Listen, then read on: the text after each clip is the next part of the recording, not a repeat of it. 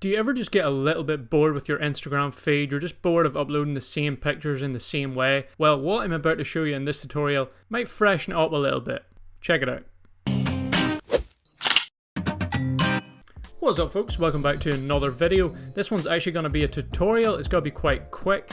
If you've ever been scrolling through your Instagram feed and people upload multiple pictures, well, a lot of the time when it comes to photographers, you see that split image thing that they do. So they upload one normal pic and then two other pics in the same little sequence, and it's actually the same pic but split, so you can actually scroll back and forth.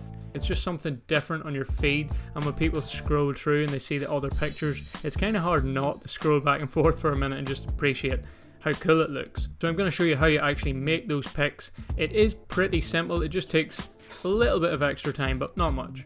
So this is the pic I'm actually going to do it on. It's a portrait of me a few months ago when it was snowing, as you can see. We did actually add in a little bit more snow. It wasn't that bad, but it was snowing at the time, so we just try to make it a little cooler.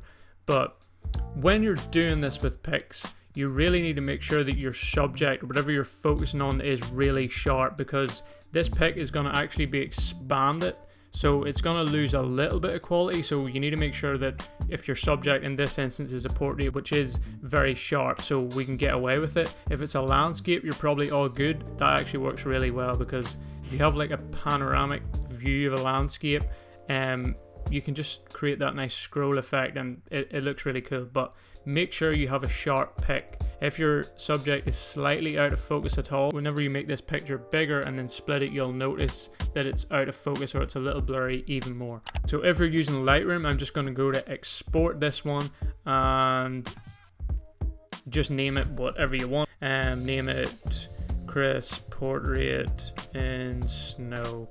Well, show wrong spelling.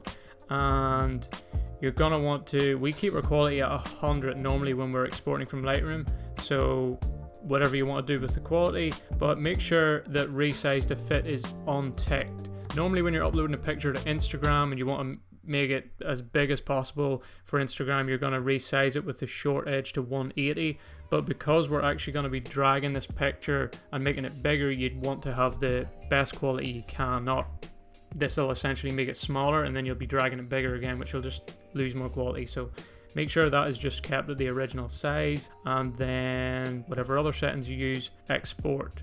And then we're going to jump into a program called GIMP, which we actually use for all our other photo manipulation stuff. GIMP is free and it is very good. It takes a little while to get used to, but it's a very good program if you don't want to pay for Photoshop.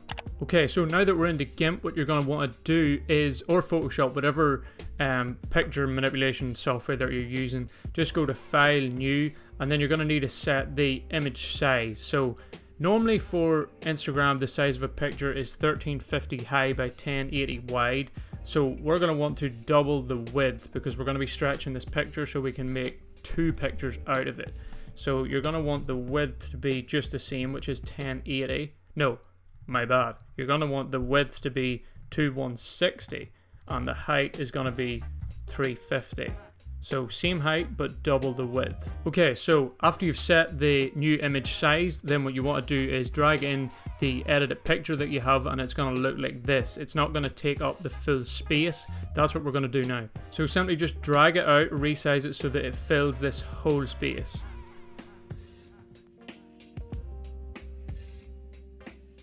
And we're going to want to drag down, because obviously that is not where you're going to want the pic to be. I'm going to drag down so that my face is pretty much in the center, so whenever we split this into two pics, the portrait will be split pretty nicely in half, which is the way you want it. You don't want to have like a picture that your subject isn't really centered. Unless it's a landscape, then it just doesn't work as well. If your subject's on one side and the other side of the picture is like negative space, it just won't really look good. So I'm going to have this pic something like this, and then we're going to create a new layer and call it whatever you want, Insta Pic Size.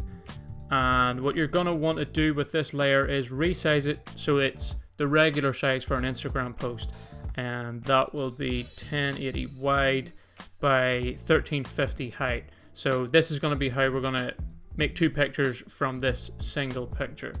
So you can make that transparent or white. I like to make it white just so I can easily select this size again. Then we have a layer which I will place.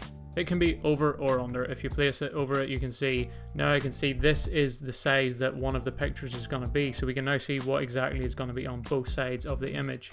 And depending on the software you use, there might be a slightly different way to do this, but in GIMP you just simply right click on the layer and then alpha to selection, and now it has fully selected that layer. Now go to image and crop to selection. So as you can see, it is now just completely cropped this image and only kept one side of the pic, in this case the left hand side, and that is perfectly already sized for Instagram. So what I'm going to want to do is just export that, and I can export it as Chris Snow Portrait left side, and then hit save. And then in GIMP what I'm going to do is simply just CTRL-Z, which is undo, or you can use edit, undo crop, and then the left hand side is now selected. So what I'm going to want to do is select invert, it is now selected the right hand side, and then go back to image, crop to selection, and now we have the right hand side already perfectly sized for Instagram.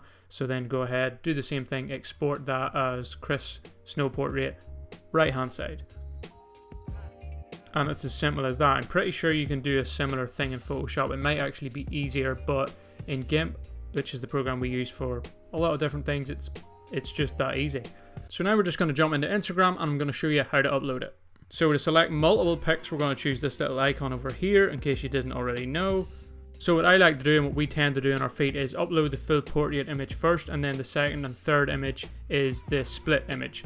I tend to go with the full image first, and it's going to be this one. And then the order in which you upload the next two is important. So you're going to want to select the left side of the image first, which is this one, and then the right, and that is the three images selected. Then obviously go to next, and you can now check what it looks like. So there's our full portrait image, and then the split screen image. Yeah, looks pretty cool. I have tried to upload one of these before, and one side of the image was like bigger or smaller. It was out of sync with the other one, and when I actually tried to upload it, I thought it was just a glitch at the time, but when I tried to upload it, it stayed the same, so it didn't look right. So I had to delete the image and then re-upload. So just make sure when you're scrolling past that this looks as it should. In this case, it lines up pretty nicely. So yeah, that's it. You just go to next and type in whatever you want, and that's it. And we can take a look at the one that we uploaded previously, and here it is. So the full portrait image, and then second and third is the swipeable image. It is cool. It draws people's attention, and it's just something a little different. Again, make sure that your subject is in crispy focus, because you can see how zoomed in that image is. If it was out of focus or the shutter speed was a little low and it was blurry, you definitely would notice it. So just make sure that your subject is in crispy clean focus. Anyway, that's that. Hopefully you enjoyed that one, guys. If you do try it, or if you have already tried it on your feed, drop a comment below, let us know what you think. So yeah, if you enjoyed it, give it a thumbs up. If you haven't already, hit that subscribe button right down here somewhere. And as we always say, take it easy, don't be a stranger.